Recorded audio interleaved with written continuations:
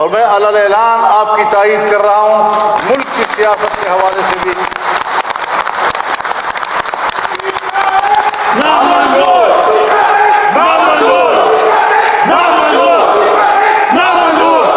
صحافت کی دنیا میں قتلوں کو نامنظور کرتا ہوں اور ان کی آزادی کے لیے آپ کو کھانا بچانا. دو عنوان ہیں اس ایک جنگ کے. کچھ لوگ ہیں جو نظریات کی جنگ لڑتے ہیں، لیکن ہماری کچھ قوتیں وہ اپنی اتھارٹی کی جنگ لڑتی ہیں. ان کو صرف اپنی اتھارٹی کی فکر ہوتی ہے، نہ نظریہ ہے نہ ملک کی کوئی خیر خواہی ہے، صرف اور صرف اپنی اتھارٹی، نہ اس کی پرواہ ہے کہ ہمارا کردار پبلک کو قبول ہے یا نہیں. عوامی رائے چاہے ملٹری ہو اور چاہے ملیٹنٹ ہو، ان کے ہاں عوام کی رائے کی کوئی حیثیت نہیں ہوتی. عوامی رائے کو سیاستدان لے کر چل رہے ہوتے ہیں، لیکن سیاستدانوں کو ملکی نظام سے بے دخل کیا جا رہا ہے، پارلیمنٹ کے کردار کو ختم کیا جا رہا ہے. میڈیا کے یہاں پر موجود قائدین، ذمہ داران اور بالخصوص ہمارے بزرگ خاتون مہمان جسے ہم خوش آمدید کہتے ہیں، سب سے پہلے تو میں Pakistan federal union of journalist کا شکر گزار ہوں کہ آپ نے یہ اجتماع منعقد کیا اور مجھے اس میں شرکت کا اعزاز بخشا. پیکا قانون جب آیا تو آپ کی یونین کی طرف سے صحافی حضرات کا ایک وفد مجھے ملا. چونکہ میں خود بھی میڈیا سے کچھ شاکی رہتا ہوں تو میں نے ضرور یہ کوشش کی کہ میں اس قانون کو سمجھوں، اور اگر اس میں کوئی قابل اعتراض بات نہیں ہے یا واقعتاً کچھ خامیوں کو ایڈریس کیا گیا ہے اور اس کی اصلاح کی گئی ہے تو میں اس کی حمایت کروں، اور اگر اس میں خامیاں ہیں، اس میں قدغنیں ہیں، ناجائز قدغنیں ہیں، اور ایک جمہوری ملک میں، جمہوری ماحول میں میڈیا کا گلا گھونٹا جا رہا ہے، تو پھر میں واضح طور پر ایسے قانون سے اختلاف کروں.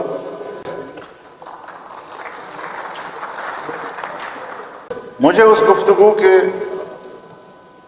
نتیجے میں اس بات کا اطمینان ہوا کہ ماضی میں حکومتوں نے، ڈکٹیٹرز نے آزادی رائے پر جب بھی ہاتھ ڈالا ہے تو وہ سب سے پہلے انہوں نے صحافت کا گلا گھونٹنے کی کوشش کی ہے، ان کو اپنے مرضی کے تابع بنانے کی کوشش کی ہے، ان کو سچ بولنے سے روکا ہے. اور میں چونکہ اس گھرانے میں آنکھ کھول چکا ہوں کہ جب میں طالب علم تھا اسکول میں تو بھی میں یہی نعرے سنتا تھا، لاٹھی گولی کی سرکار نہیں چلے گی، ظلم کے ضابطے نامنظور. حبیب جالب کے نظمیں ہم سنتے تھے، امین گیلانی کی ہم نظمیں سنتے تھے، اور آزادی، جمہوریت، بے لاگ تجزیوں کی اس جدوجہد میں نے آنکھ کھولی ہے.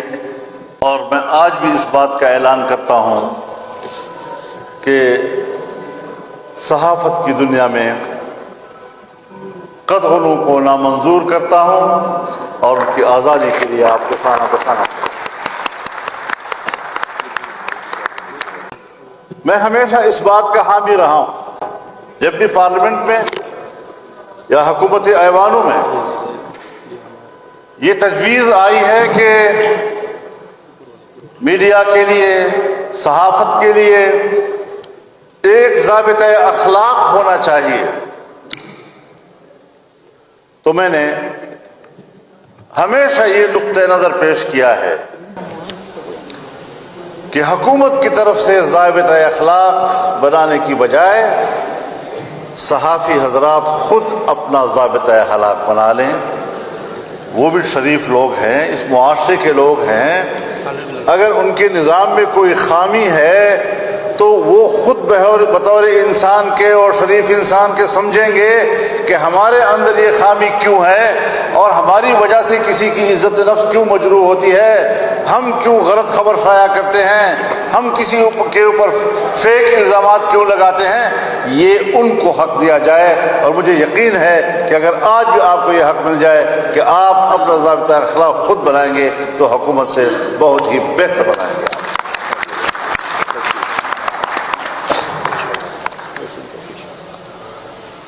باقی تو ظاہر ہے اسٹیج پر بہت سے اکابرین موجود ہیں، بہت سے لوگوں نے باتیں کرنی ہیں، تفصیلی گفتگو کی شاید گنجائش نہ ہو، لیکن ایک بات ہمیں ضرور سمجھنی ہوگی کہ ہر ڈکٹیٹر نے آئین پر، جمہوریت پر، پارلیمنٹ پر شب خون مارا ہے۔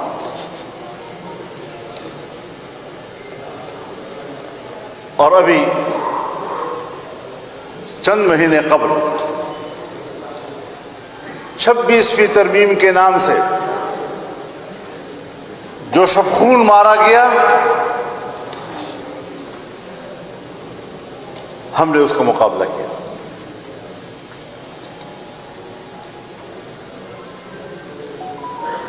عدلیہ کو اپنی لونڈی بنانے کی کوشش کی گئی،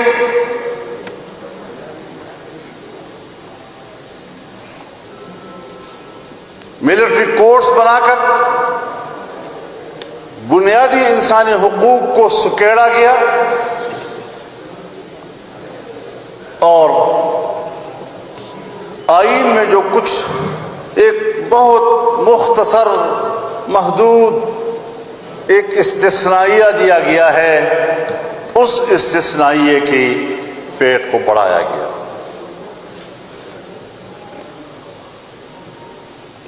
ہم نے اس مسودے کو مسترد کیا۔ ہم سیاسی لوگ ہیں، بات چیت پر یقین رکھتے ہیں اور بات چیت کا راستہ لیا۔ اس 26ویں ترمیم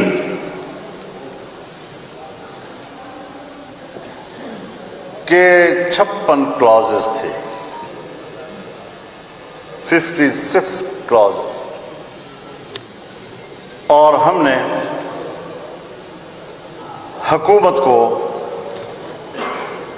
36 شقوں سے دستبردار کیا اور 22 شقوں پہ لے آئے۔ ہمارے ہاں صرف ایک فضا بنتی ہے، حکومت مرد آباد کی فضا بن جاتی ہے، پھر اس کے بعد اپنے الفاظ میں اس کی حمایت و تائید کے پیمانے بنائے جاتے ہیں۔ کوئی نہیں سوچتا کہ اس پورے پروسیس کی تفصیل کیا ہے، کہاں غلطی تھی، کہاں ٹھیک تھا، کس کو مانا گیا، کس کو نہیں مانا گیا، اور اس تفصیل کے ساتھ تجزیہ کر کے اس کی حمایت یا مخالفت کی جائے۔ آج مجھے بھی پتا ہے کہ بڑی منصوبہ بندی کے ساتھ، 2-3 مہینے کی منصوبہ بندی کے ساتھ پھر کچھ لوگ انسٹال کیے گئے تاکہ وہ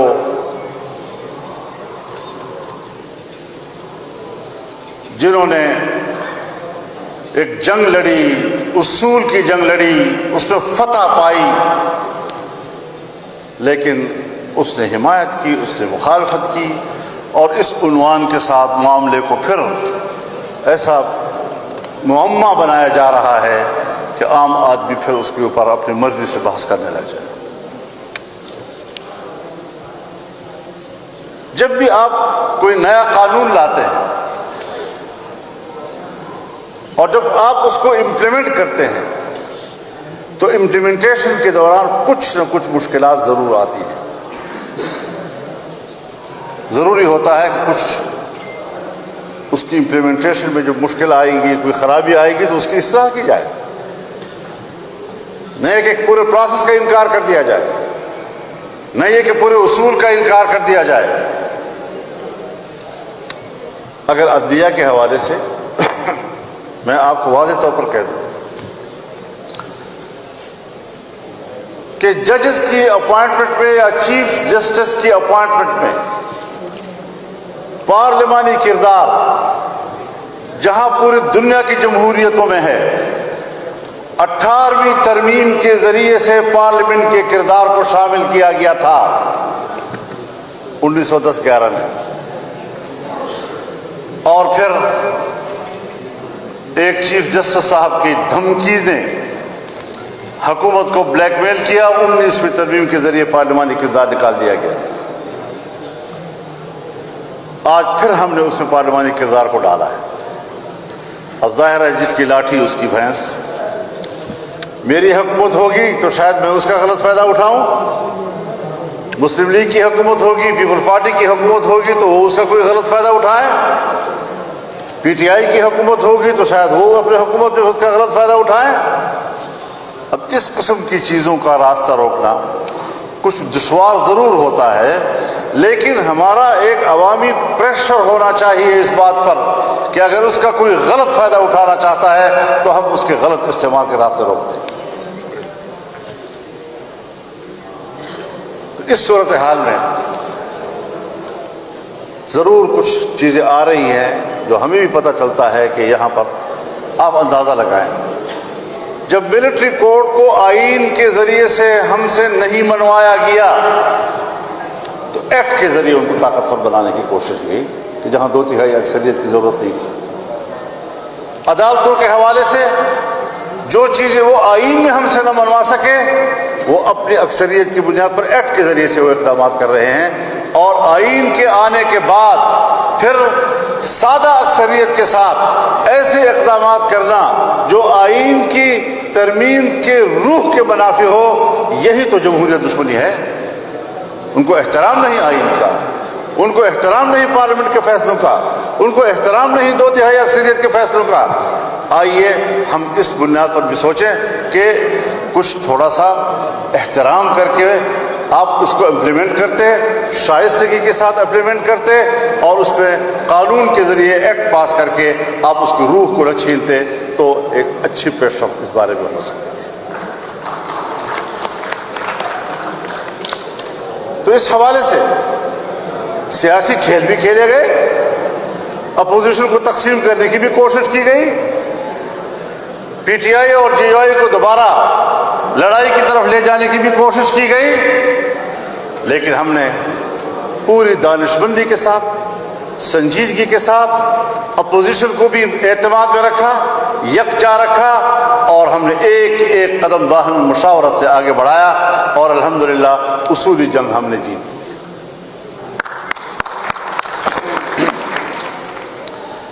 اب اس کے بعد ظاہر ہے کہ مسائل اب بھی بہت زیادہ ہیں۔ ہمارے 2 صوبوں کی صورتحال آپ بھی خبریں دیتے رہتے ہیں، وہ انتظامی لحاظ سے پاکستان سے کٹ چکے ہیں۔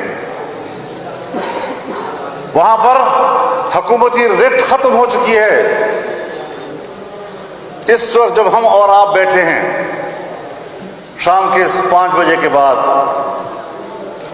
اس وقت وہاں پر کوئی پولیس نہیں ہے، اور مسلح گروہ وہ سڑکوں کو کنٹرول کر رہے ہیں، دیہاتوں کو کنٹرول کر رہے ہیں، محلوں کو کنٹرول کر رہے ہیں، بازاروں کو کنٹرول کر رہے ہیں، اور کوئی ریٹ وہاں پر موجود نہیں ہے۔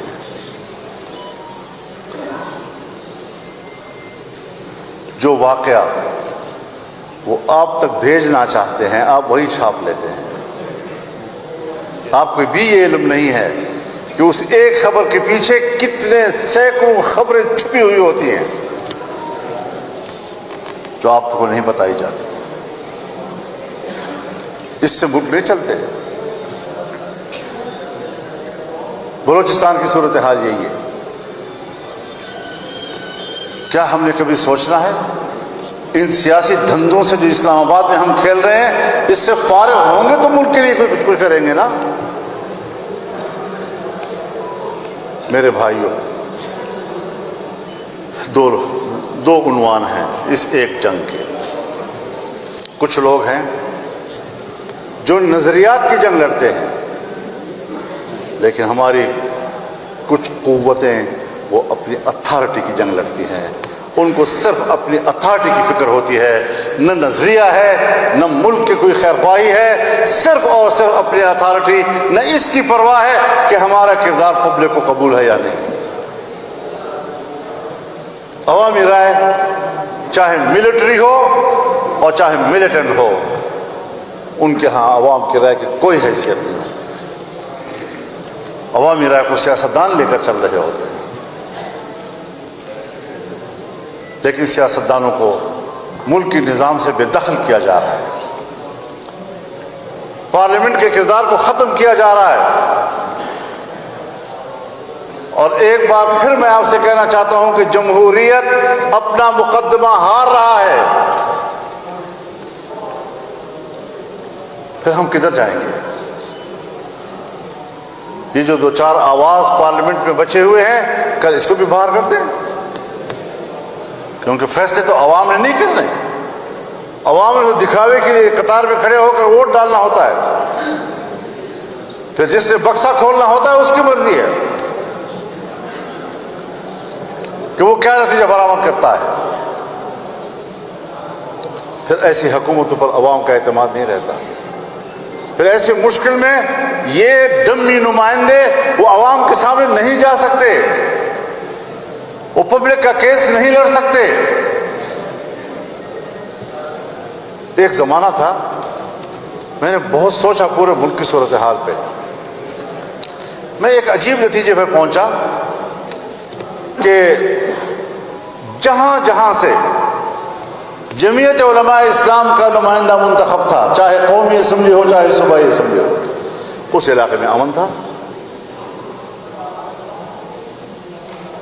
وجہ کیا تھی؟ کہ وہ کردار تھے، وہ پبلک میں جاتے تھے، وہ عوام کی بات سنتے تھے، مشکل کو کنٹرول کرتے تھے۔ آج ان کا اختیار بھی چھین لیا گیا ہے۔ تو سیاسی جماعتوں کے اگر کرداروں کو اس طریقے سے سمیٹا جائے گا، اس طریقے سے ان کو غیر مؤثر کیا جائے گا، تو جب حق کی آواز روکی جائے گی تو پھر بات روکنے کے بعد ہاتھ اٹھتا ہے، اور جب ہاتھ روکا جاتا ہے تو پھر بندوق اٹھتی ہے۔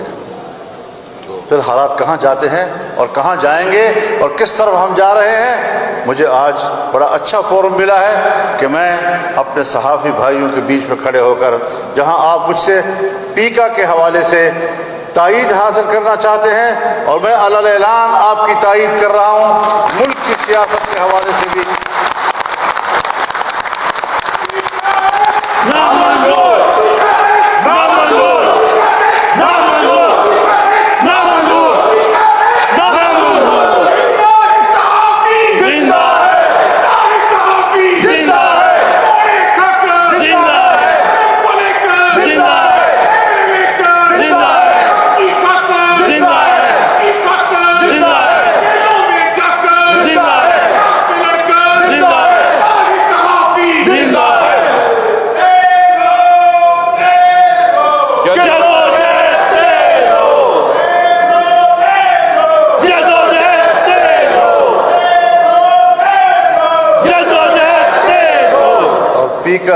فیکا ایکٹ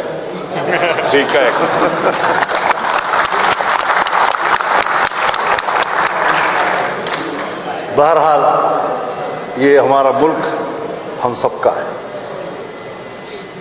اس کی بقا اور اس کا استحکام ایک ایک شہری کی ضرورت ہے۔ صرف ہمارے اندر خود اعتمادی ہونی چاہیے، ہمیں طاقت کے سامنے مغلوب نہیں ہونا چاہیے۔ طاقت مرد آباد، عدالت زندہ۔